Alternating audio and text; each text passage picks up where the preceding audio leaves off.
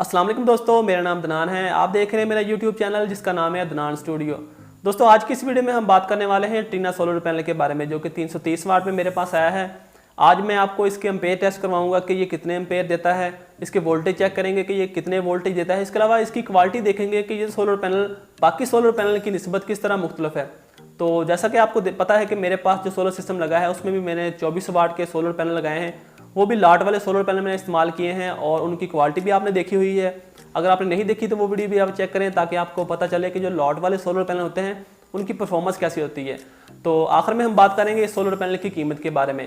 तो चले दोस्तों वीडियो को शुरू करते हैं। चैनल को सब्सक्राइब करके साथ में लगे हुए घंटी के निशान को भी दबा दें ताकि मेरी आइंदा आने वाली हर वीडियो सबसे पहले आपको मिले।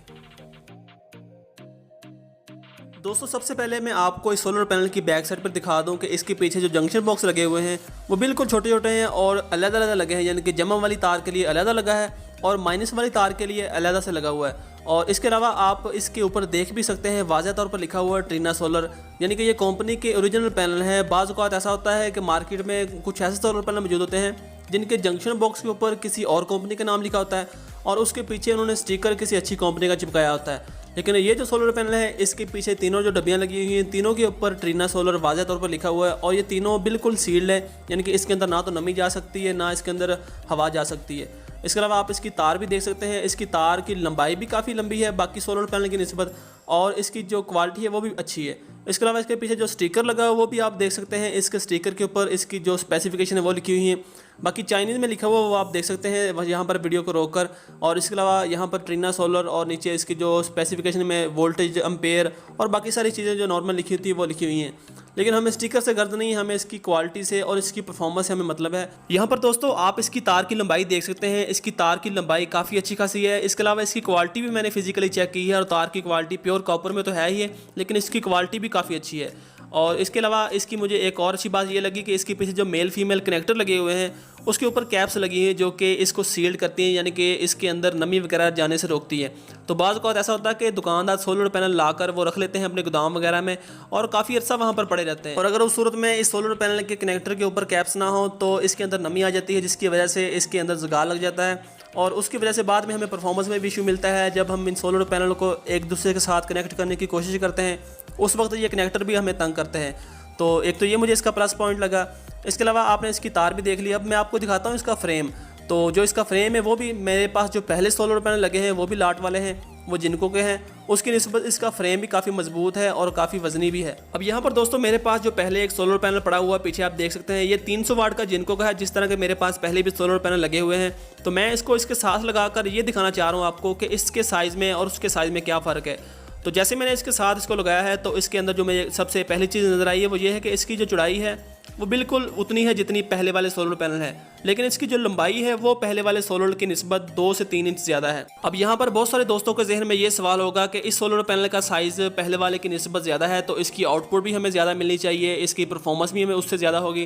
लेकिन दोस्तों ऐसी बात बिल्कुल नहीं है। इसका साइज़ लंबाई 2 से 3 इंच ज़्यादा होने की वजह यह है कि इसके सेलों के दरमियान आप देख सकते हैं फासला ज़्यादा है। पहले वाले सोलर पैनल की निस्बत इसके दरमियान जो सेलों के दरमियान कट लगे हैं उसका जो फासला है, गैप है, वो ज़्यादा है पहले वाले सोलर पैनल की निस्बत। तो सोलर सेलों का साइज़ उतना ही है, सिर्फ इसके फ्रेम का साइज़ बड़ा होने की वजह यही है कि सेलों के दरमियान गैप ज़्यादा है और इसमें परफॉर्मेंस में कोई इतना ज़्यादा फ़र्क नहीं होगा। इसके बाद दोस्तों आप इस सोलर पैनल के सेलों की क्वालिटी भी देख सकते हैं जो कि बिल्कुल क्लियर नज़र आ रहा है आपको कि एक एक सेल बिल्कुल शफाफ है, बिल्कुल फ्रेश है, ना किसी सेल के अंदर कोई डैमेज है, ना कोई सेल अंदर से कटा हुआ है, ना किसी सेल के अंदर कोई ऐसा निशान है जो कि ये वाज़ा करे कि ये सोलर पैनल बी ग्रेड हो या सी ग्रेड हो। इसके अलावा आप इसके जो फ्रंट पर ग्लास लगा हुआ है उसकी क्वालिटी भी आप देख सकते हैं बिल्कुल क्लियर है। अब दोस्तों इस सोलर पैनल के हम एम्पेयर और वोल्टेज टेस्ट करके चेक करते हैं कि ये सोलर पैनल हमें इस वक्त कितने एम्पेयर और कितने वोल्टेज देता है। तो वोल्टेज चेक करने का दोस्तों बड़ा आसान तरीकाकार है कि आपके पास जो भी मल्टीमीटर मौजूद है उसके ऊपर आपने डीसी वोल्टेज सेलेक्ट करने हैं और सोलर पैनल से जो आपको वायर आ रही है उसकी जमा वाली तार उस मल्टीमीटर की जमा वाली तार के साथ लगा देनी है और जो सोलर पैनल से माइनस वाली तार आ रही है उसको मल्टीमीटर की माइनस वाली तार के साथ लगा देनी है। तो दोस्तों जैसा कि ये आप देख सकते हैं मेरे पास ये जो मल्टीमीटर मौजूद है ये यूनिटी कंपनी का 203 मॉडल नंबर है जो कि मार्केट से ईजिली 2800 रुपये से लेकर 3000 रुपये तक का मिल जाता है। इसके ऊपर मैंने डीसी वोल्टेज सेलेक्ट किए हैं। डीसी वोल्टेज सेलेक्ट करने के बाद इसके जो जमा वाली तार है वो सोलर पैनल की जमा वाली तार के साथ लगा देंगे और माइनस वाली तार सोलर पैनल की माइनस वाली तार के साथ लगा देंगे। तो जैसे मैंने इसके साथ तार लगाई है, हमें जो वोल्टेज देखने को मिले हैं वो 40.9 वोल्टेज हैं, यानी कि तकरीबन 41 वोल्ट इस वक्त ये सोलर पैनल हमें दे रहा है। अब दोस्तों हम सोलर पैनल के एम्पेयर चेक कर लेते हैं। एम्पेयर चेक करने का बड़ा आसान तरीका है। सोलर पैनल के पीछे जो दोनों तारें आ रही हैं, इन दोनों तारों को आपने इस तरह से आपस में जोड़ देना है। तो बहुत सारे लोग ये पूछते हैं कि इस तरह सोलर पैनल को कोई नुकसान तो नहीं होता। तो दोस्तों अगर आप इस सोलर पैनल को चेक करने की गर्ज से एक आधा मिनट के लिए जोड़ कर रखेंगे तारों को, तो इससे सोलर पैनल को कुछ नहीं होगा। तो एम्पेयर मीटर के ऊपर सबसे पहले हम एम्पेयर सेलेक्ट कर लेते हैं। इसको हम रीसेट करने के बाद इसको हम सोलर पैनल के किसी भी एक तार के साथ लगाएंगे।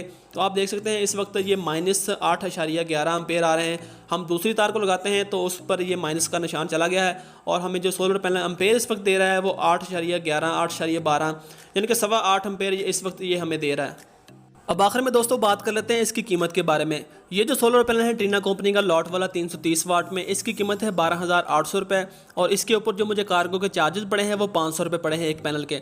तो इसकी मैं एक आपको और बात बताता चलूँ कि इनके जो रेट हैं वो डॉलर के हिसाब से कम या ज़्यादा होते रहते हैं। जिस तरह डॉलर का रेट बढ़ता है इनके रेट भी बढ़ जाते हैं। हो सकता है आने वाले दिनों में इसका रेट और बढ़ जाए, क्योंकि आज से कुछ दिन पहले जब मैंने ये पता किया था उस वक्त रेट इसका कम था, अब इसका रेट कुछ और है। हो सकता है आने वाले वक्त में इसका रेट कुछ और हो जाए।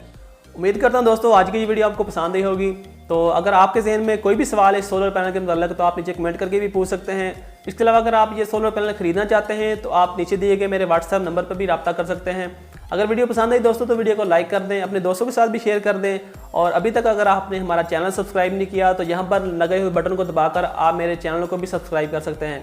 अपना बहुत सारा ख्याल रखिएगा दोस्तों, दुआ में याद रखिएगा। अल्लाह हाफिज़।